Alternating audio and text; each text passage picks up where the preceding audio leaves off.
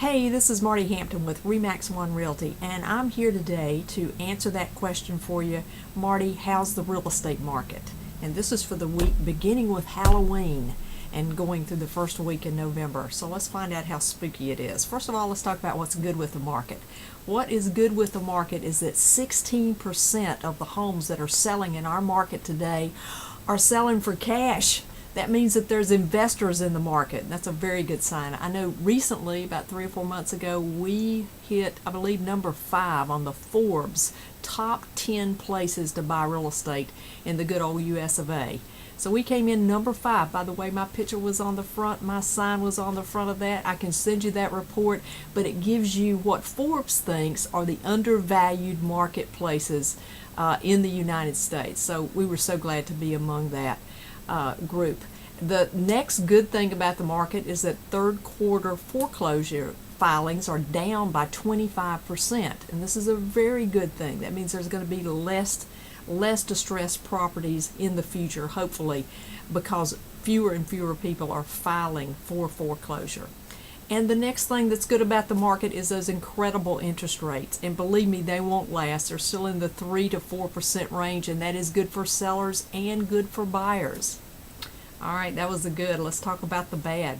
The bad in this market is that 9% of our active market is still distressed homes. And distressed is kind of a real estate term. It means that the home is either in foreclosure or possibly a short sale with a seller that's looking to achieve a foreclosure with his lien holder. That's actually up from 7% last year. It could be good for buyers, although there's delays, but it's always bad for sellers. What else is bad about this market? Traffic. That means people looking at homes has actually decreased by 4%. Doesn't sound like a lot, but can add up to a lot of other factors. So that's bad for home sellers. The next thing that's bad in this market is that year to date, our closings are down by 9%. And that's bad for home sellers.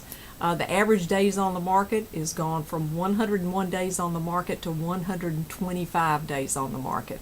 That's bad for sellers. It could be good for buyers. They have a little bit more time.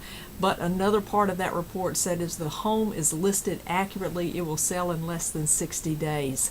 So buyers beware. The not so ugly things about our market.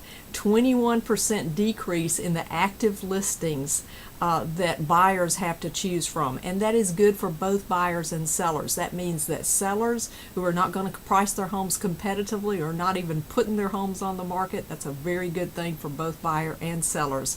And the last thing I have to say is that how many homes do we have on the market? We right now have a 7-month supply, and that is very good. It's coming down to that normal range, which I would say would be in the amount of 6-month supply.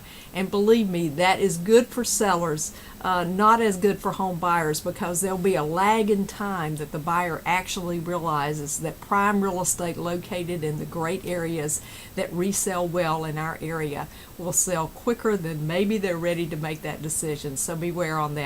Join me next week when I'll break down each and every area and tell you what's selling in North Raleigh, in Cary, in Wake Forest, and in Southern Wake County. Take care. Bye-bye, and happy Halloween.